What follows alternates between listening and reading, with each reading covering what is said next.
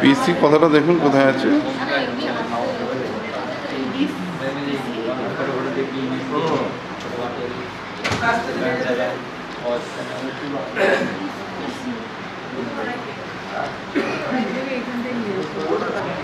তাকে বলে left mouse button.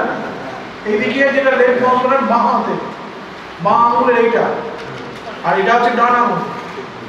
এটা রাইট আঙুলটা থাকবে, এটা লেফট আঙুলটা থাকবে। যখন আমি লেফট মাউস বাটন, যেটা নর্মাল বাটন ইউজ করতে বলবো, তখন এই আঙুলটা ইউজ করবো।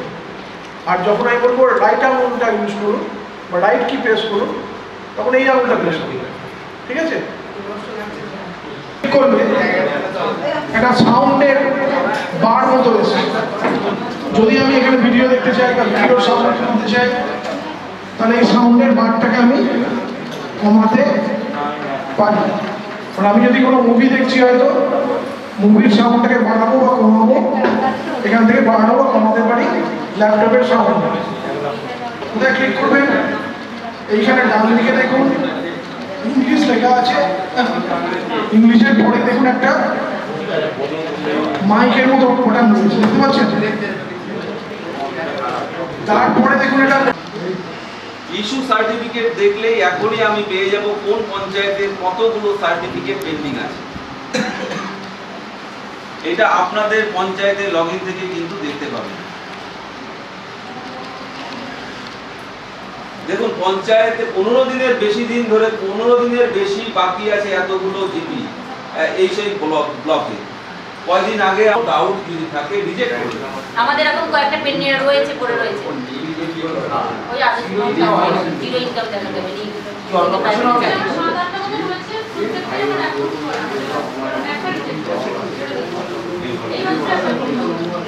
অনলাইনে আবেদন আমাদের নিয়ে তো নেই, আমি দেখিয়ে দিতে পারতাম। না, ওটা না পম্প আমাদের করে দেয়, সেটা যদি আপনার ইনকোয়ারি রিপোর্টটা যে অপারেটর মানে পঞ্চায়েতের যে কর্মচারী করছে, সেই ইনকোয়ারি রিপোর্টটা যদি আপলোড করে দেয়, আপনি যখন অ্যাপ্রুভাল করবেন না রিজেক্ট করবেন, তার ডকুমেন্টসের উপর ভিত্তি করে আপনি করবেন। সেই ডকুমেন্টসটা কি আপলোড করলো সেটা যদি আপনি স্যাটিসফাই হন, তাহলে আপনি এটাকে নির্বাচনের পরে নাম দিয়ে করছে, তো তাকে কল করে বলুন পঞ্চায়েতে আসুন। অ্যাকচুয়ালি এই সার্টিফিকেটটা তার তো যদি আমার পঞ্চায়েতেই আসতে হয় বা 60 দিন 15 দিন 1 মাস ধরে পড়েই থাকে পেন্ডিং অবস্থায়, তাহলে তার লাভ হলো। তাহলে ব্যাপারটা বুঝতে পারলেন, এই জায়গাটা একটুখানি খেয়াল রাখবেন।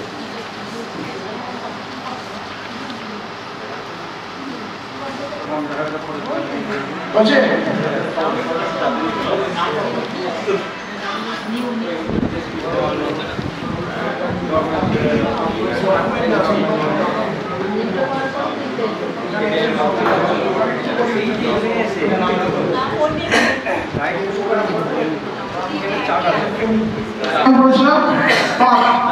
লোকেশন দিস পিসির মধ্যে, ডকুমেন্টের মধ্যে, ট্রেনিং এর মধ্যে আমার ফোল্ডারটা আছে। তো এটা হচ্ছে আমার পাত্তা। তার বাদিকে দেখবেন একটা অ্যারো কি দেওয়া আছে, এই অ্যারোটা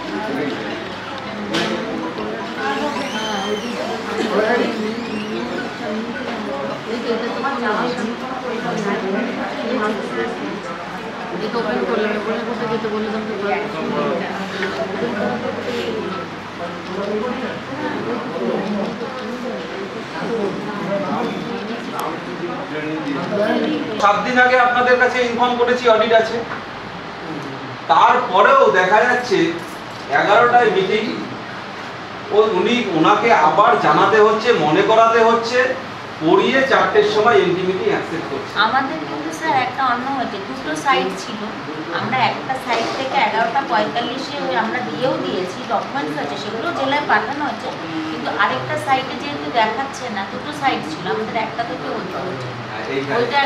দেখুন, অডিট শুরু যখন শিডিউল নামে একদম তড়িঘড়ি আপনাদের কিন্তু পঞ্চায়েতের কর্মচারী এবং আপনারা ছিলেন কিনা আমি জানি না, একটা ট্রেনিং করানো হয়েছিল, যে পঞ্চায়েতের কর্মচারীরা ছিল যে দায়িত্বে আছেন অডিটর, তাকে বলা হয়েছে দুটো প্যারালালি খুলে রাখবেন, একটাতে ডেটা আপলোড হবে, একটাতে কোয়ারি করবে।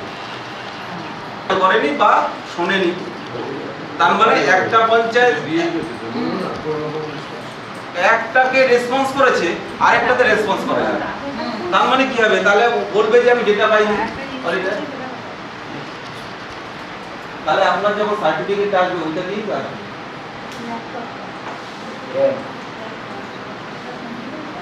বুঝতে পারলেন?